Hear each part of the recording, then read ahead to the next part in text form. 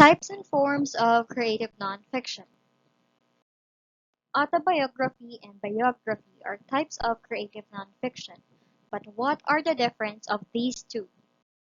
Autobiography is an account of a person's life written by that person, and the biography is an account of someone's life written by someone else.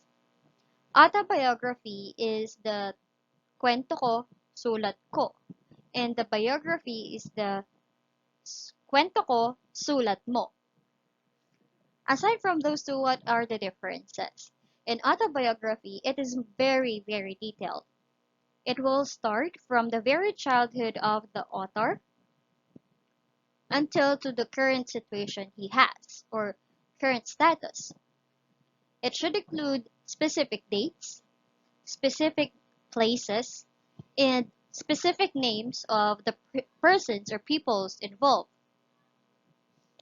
However, in biography, yes, it is also detailed, however, it's already limited because it depends on what your subject, who the subject of your written piece is gonna share, what he wants to share, and he would like to share only. So it depends already kung hanggang saan lang ang gustong i-share sa'yo nung subject mo.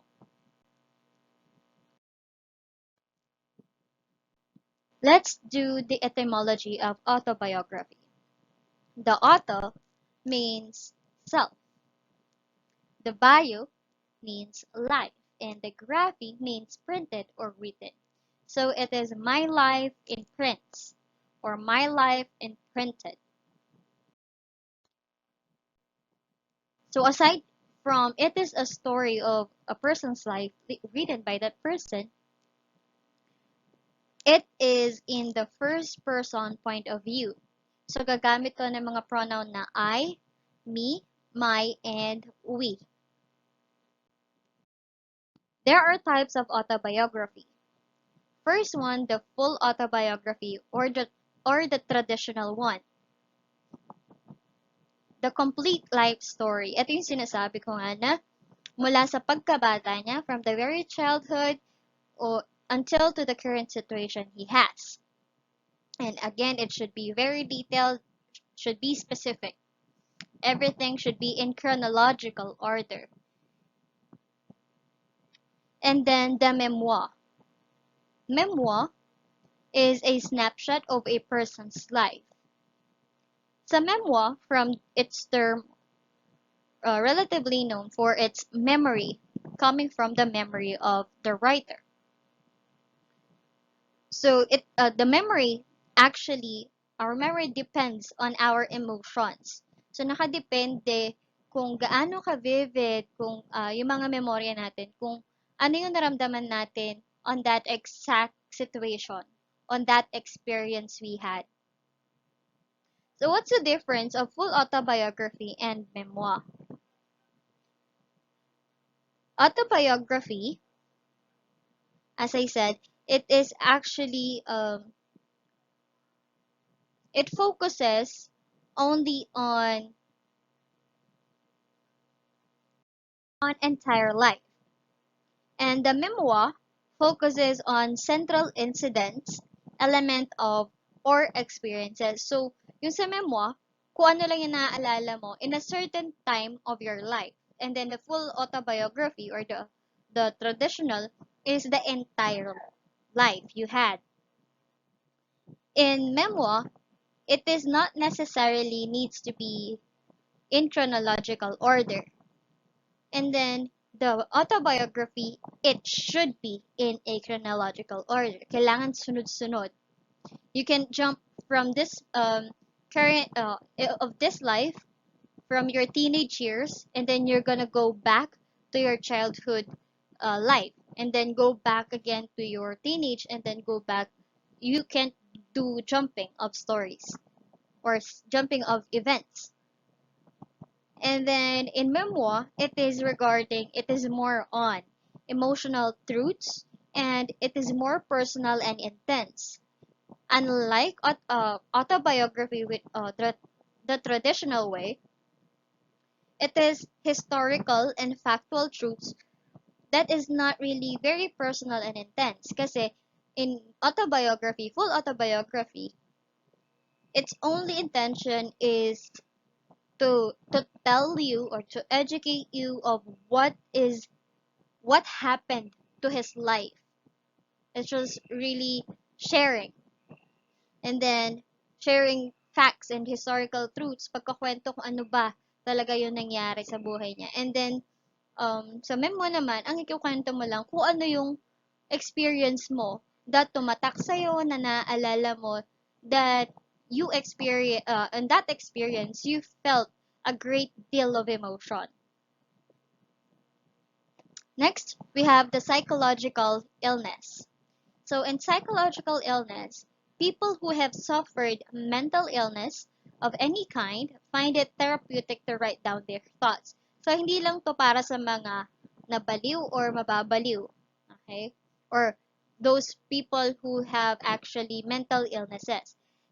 Uh, People also who have like diseases of cancer, um, or any other disease, no, can also find it therapeutic to write their thoughts based on psychologists and psychiatrists.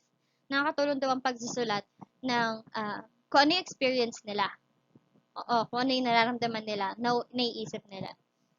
For example of psychological illness, someone has a breast cancer. Of course, knowing that she has a breast cancer, she will um, feel fear, anxiety, a great deal of fear for what will the society will think of her, matatanggap ba siya ng kahit sino, what will happen to her, those fear kung ano mangyayari sa kanya, and even that will also trigger depression and a great deal of anxiety. No? So in psychology, as long as psychological illness rather, as long as your mental health is being affected, it is alright for you to write psychological illness autobiography. Okay? Ang isusulit mo lang sa psychological illness kasi is your journey of your journey of your disease. Kung paano mo anong naranasan mo sa habang nilalabanan mo yung disease mo, habang meron kang illness. So that is what you're gonna write for psychological illness. Your journey of through your illness until you recover. Okay? Or until to what extent mo natagalan yung sakit na yun. So it's like a journal specifically for your illness. I hope you're getting my point. Next is confession. Confession, for people who have done something very wrong, may find it helpful to write down and share their story. So karamihan sa atin, we are keeping journals, right? So in journals, sometimes we confess there our secrets, our tiny secrets. It may be dirty, it may be nasty, it may be very dark. Or sometimes we go to the church to do confession to a priest. So sa confession naman, dito mo ibubunyag. It's a type of autobiography on revealing what is you are hiding or what you are hiding to everybody, even to your own parents. For example, a criminal, specifically a murderer may keep his or her journal. Ang laman lang ng journal is the process, no? Ano yung process niya? Paano niya ginagawa or ine-execute yung pagpatay niya sa mga victims niya. So that is confession. He's gonna write what is his first, what he is doing on the first step, or what is his first step on executing, on killing someone. No, doon niya aminin, doon niya ibubunyag, doon niya sasabihin lahat kung ano yung mga ginagawa niya bago siya pamatay. or maybe um, it it doesn't necessarily very wrong. Okay, hindi siya kailangan ng what you did is very wrong. As long as it is a confession, you are revealing something that is not that is not known to everyone. That is already confession. Okay, even if it's regarding um, your mental health, or rather regarding anong iniisip mo on that currently, as of this time, as of that time. Okay, so that is confession.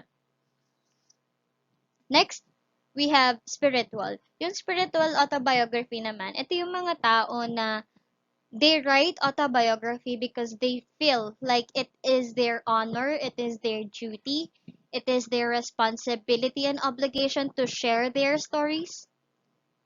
It spiritual because they think it's their calling to write their life and then share it to everybody. And then overcoming adversity. From the term itself, overcoming, it is um, from a very difficult time of your life until to your success. Because not because many people do not have happy, shining lives. So not everyone is blessed or is in a good situation. For example of overcoming adversity is that you're gonna write how your life that you were abandoned by your parents, and then you turned to become beggar, no, you become homeless, but still, despite of those, you were able to find a job, make yourself graduate, or you were able to finish college or educate your education, and then get a stable and a good job that made you successful. So that is overcoming adversity. What is the difference of confession to psychological illness? Again, psychological illness will only talk about, it will only share the life or the journey I had or you had when you are experiencing an illness. Especially, it's a mental health issue or mental health problem. And then in confession, you're gonna reveal a secret that is not known to everybody. It should be about you, what you did, what you think, and what you feel. Again, not necessarily kailangan masama yung ginawa mo, as long as it is not known to everybody, it is already a confession. What are the purpose of autobiography? Siyempre, ang kalamitan nating marireceive na sagot dyan is to inspire, to educate, to inform, to persuade. So these are the very common purposes of any types of writing. However, in autobiography, it actually also allows the author to heal as they express their feelings, express their opinions, express what they are hiding for a very long time. So it helps them lessen the burden they carry. And of course, to keep the history alive. How are they keeping the history alive? Because even if they already created or written their autobiography, even they're already out or dead, no longer alive, their books, their written pieces will still be able read by many people. So tatatak yun sa isipan ng mga taong nakabasa ng autobiography na yon, ng book ng tao na yon, and he will be remembered. Right? So that is to keep history alive. So please read this excerpt, and identify what type of autobiography it is under. Okay? This will serve as an attendance on the viewers, or rather, who really are watching the video. You have to, for me to know that if you are watching and answering, you have to leave a message request, or you have to message me. It's a direct private message. It's okay if I'm not gonna reply as long as I read, no, nababasa ko naman lahat yan ng mga message request nyo. So just message me. Send a private message of your answer. Pwede lang kayong mag-answer once. Okay? I'm not asking for the perfect correct answer. I just want to know your guess or your understanding kung saan to papasok, anong uri siya ng autobiography. Again, I'm not asking for the correct answer, correct one. It's just like I'm gonna check if you really understand something. And please give me uh, a short explanation of why did you think that it's that type of autobiography. No, kahit ano yan, kahit Tagalog pa yan, it's okay. And wag niyo sasabihin sa klase niyo, wag kayo magtatanong, just watch this and let them watch as well. Okay, so let's go proceed with literary journalism, or also known as reportage. Yes, I know what you're thinking. You're thinking about writing newspapers, journalism, journalists. So, literary journalism is a type of creative nonfiction that closely related to magazine and newspaper writing. Okay, yes, tama po. Pagsusulat nga po siya ng balita. So, reportage is a genre wherein it is situated between journalism and literature, and it refers to cultural and social reality, past developments in current affairs or current events. Reportage is the art of blending documentary reportage, style observations with personal experience, perception, and anecdotal evidences. So, the things we write on our reportage it should be current events or current issues. And if we write our own perceptions on it, it will be specifically called editorial. So the way we write reportage is similar in writing an essay. It has the same structure, the inverted pyramid.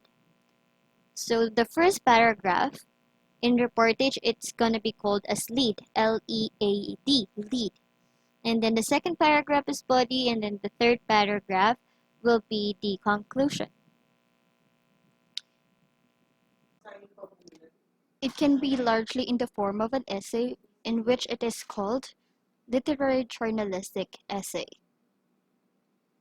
Nick Joaquin, also known as Quijano of Manila or Quijano de Manila, which means the soul of the Philippines, is a national artist famous and known for his works for literary journalism. And then the different types of essay. So we already discussed this matter. Pag sinabing narrative essay, it's a type of essay which tells a story. And then descriptive essay, paint words for it describes. Expository essay makes an explanation. And the argumentative essay expresses author's opinion on a particular topic that is backed up by unpublished interviews or researches. Blog. Blog and vlog, which is mostly known nowadays with the spelling of VLOG, is different or are different. Blog is a regular updated website or web page, typically one run by individual or a small group that is written in an informal conversational style. Ito yung sinusulat sa mga websites. Okay. And then it is a journal or entries written online. It is also short for weblog. Weblog. This term refers to a list of journal entries posted on a web page of a website. Anybody who knows how to create and publish a web page can publish their own blog. So, as long as you have the access to the internet and you have your personal page and website, you can create or write your own blog, since blog is just like an online journal or online diary. The blog post is an entry or article that you write on a blog. It can include content in the form of text, photos, infographics, or videos. Kung mag-upload ka ng entry mo or blog na maglalagay ka ng pictures or videos, hindi siya pwedeng videos or pictures lang. Kailangan meron siyang description. There should be a caption. And also, ano ba yung mga pwede mong isulat sa blog? You can include fashion blogs, travel blogs, food blogs, music, lifestyle, fitness, and DIY. So, and many more. The main purpose of a blog is to connect you to the relevant audience. And it is to boost the traffic of sending quality leads to your website. Mas convenient kasi ang paggamit ng websites or ng blog kasi it's just one click away. As long as you have the access to the internet, in an instant you can share your informations and your articles. Testimonio is a Spanish term used as witness account. The goal of testimonio as a form of narrative inquiry transcends awareness and gravitates toward political intention.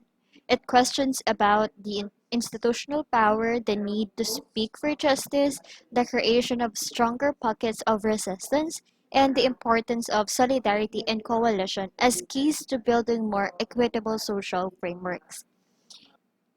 Sa madaling salita, ang gusto lang gawin ng testimonyo ay ipaalam sa mga kinauukulan or sa mga tao kung ano ba talaga ang tunay na nangyayari, to make them aware of what is really happening. Because once heard, of course, people will act. No, magkakaroon ng solidarity, people will do actions about it. So that's the purpose of testimonyo, to be heard and to know the truth, to make people aware. Sino-sino ba mga pwede magsulat ng testimonyo? Anybody can be a writer of testimonial as long as you are a witness or you yourself is a witness of something, of an event, of an experience. You experienced it yourself and you witnessed it yourself. So that will be all for today. I hope you learn and understand some things or the discussion. If you have any questions or confusions, please let me know on our meeting. You have a good day. Thank you for watching and listening. Bye.